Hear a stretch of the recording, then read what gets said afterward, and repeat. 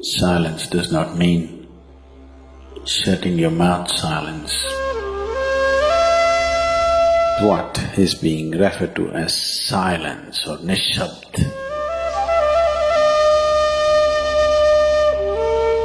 One cannot do this. One can become this. See if you can articulate the same things that you are saying with half the number of words. Suddenly you will become extremely conscious of everything.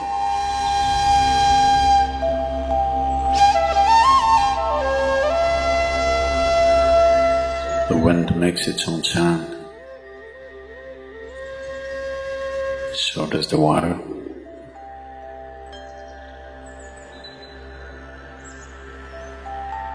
So does the earth. In fact, so does the sky. All the celestial objects are making their own sounds. There are sounds of pain, sounds of pleasure, sounds of misery, sounds of joy. For everything there is a sound. In human life, it's very true. Sounds of life, and there are sounds of death,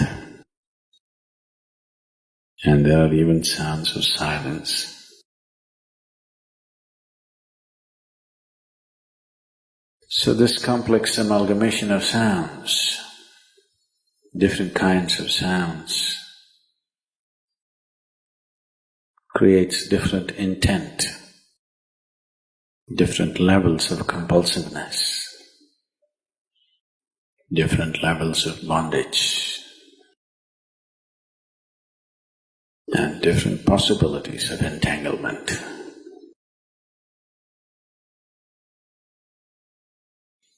In all this, why one chooses to become silent? Silence is not a way of denying yourself life. It is not even about denying yourself articulation. Silence is about moving from compulsiveness to consciousness. All sounds represent different forms and different dimensions of compulsiveness. When one chooses to become conscious, not be entangled in the compulsive nature of existence, he naturally chooses to become silent. Silence does not mean shutting your mouth silence, plugging your ears silence.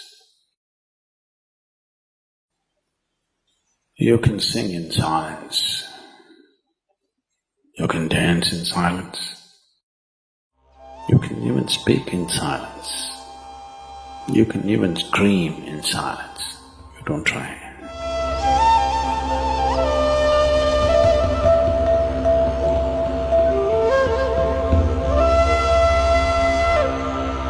That does not mean when everybody is silent you scream. That is not screaming in silence.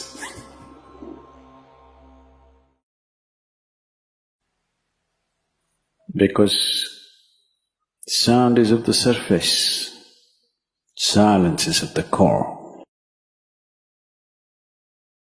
It is only the surface which makes the sound.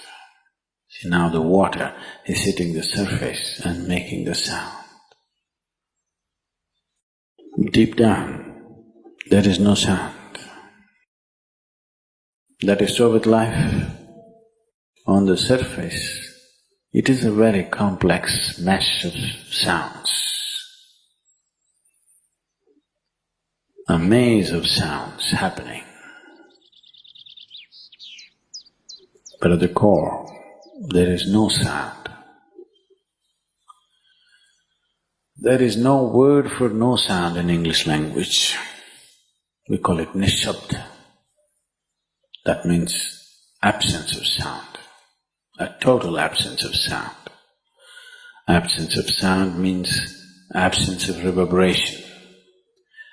Absence of reverberation means absence of life. Absence of life means absence of creation. Absence of creation means absence of the Creator too. So a space which is beyond creation and Creator, a dimension which is beyond life and death, that is what is being referred to as silence or nishabd.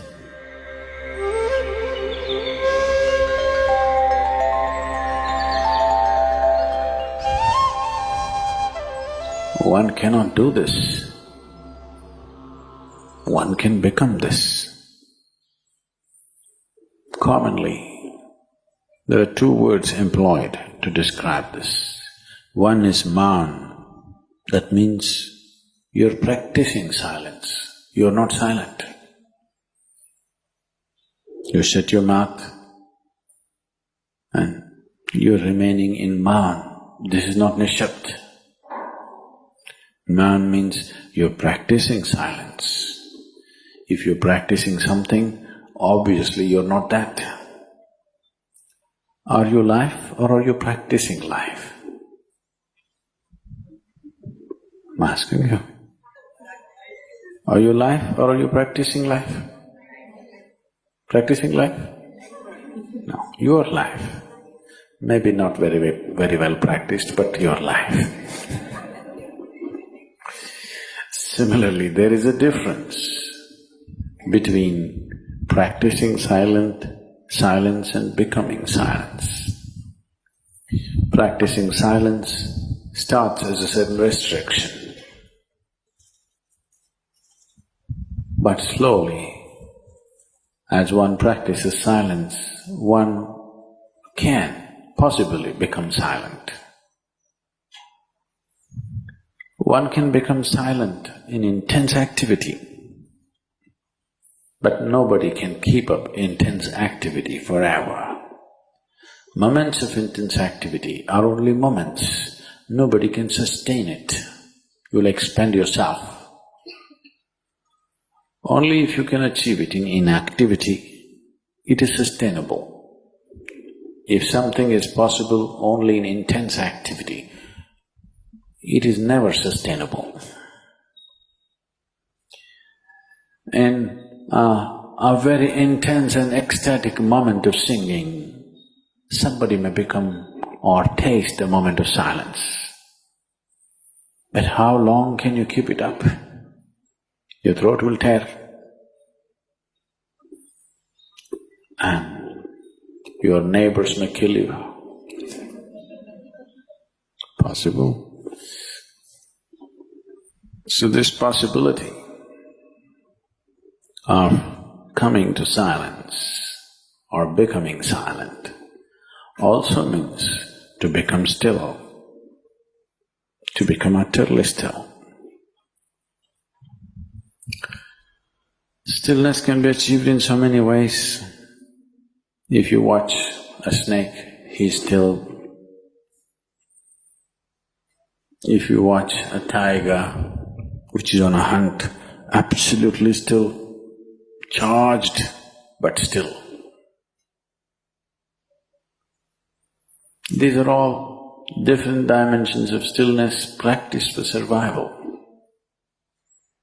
If a snake moves too often, he'll get killed. If a tiger does not know how to be still, he'll never get his food. These are all acts of survival. A human being, for survival, he has to be active. Only when his vision falls upon something which is beyond survival, then he will think of stillness. Then he will understand as he observes himself, as he notices the complexity of one's compulsions. He understands the only way to solve it is to become still. to train this body, to train this mind, to become still.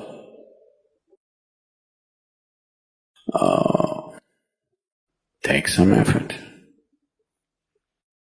If one is simply blissed out, he will become still. But otherwise one has to work bit by bit, one has to work to bring this body to absolute stillness. Most people cannot hold their body in one place for any length of time. They're all the time in moment.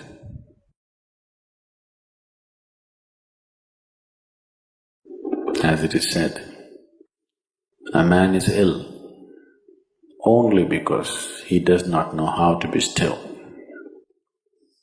Because in stillness, you are in touch with a dimension way beyond creation. Once one is in touch with that, there is no such thing as illness. If I sit here and the body rots and falls down, still there is no illness, it's just there. Because in fact, when one becomes utterly still, he may not be able to hold on to the body unless he learns the tricks, the mechanism of the body. So why should I become still? Will I lose my body? Anyway, you will lose your body. When the time to lose your body comes, if you want to lose it gracefully, then you must know at least a little bit of stillness. If you want to put your body down like you can put this piece of cloth down, with the same ease, with the same gracefulness, then you need to have some stillness in you. Otherwise, you and your body, you have to be torn apart, which is an ugly thing to do. When you're being torn away from your body, it is an ugly and painful thing to do, unless you can keep it down. There's no grace in life. So if one has to attain to that grace, at least a certain amount of stillness has to enter your life. For this to happen, a certain level of silence has to enter your life. If right now it is not coming, at least practicing a little bit of Maum. In an hour, if you're speaking 1573 words right now, how many more? How many words do you spit out in a minute? 1573, you're actually doing that many? I thought that's impossible. Okay, I believe you.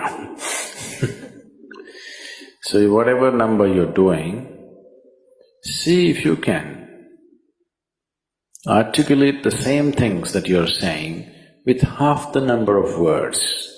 Suddenly you will become extremely conscious of everything. Right now, our oral diarrhea is happening. If you're doing 1573, it's diarrhea, okay. Now, if you have to hold back half the words and still say the same things, now you have to be very conscious, otherwise you cannot say it. Just try this and see. Tomorrow, one day. In an hour, normally what number of words you utter, make it half.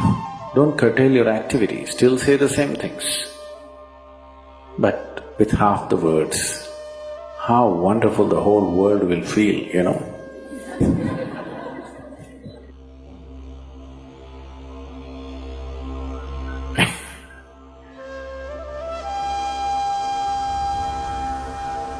World will be a wonderful place, I'm telling you, tomorrow, if everybody does this.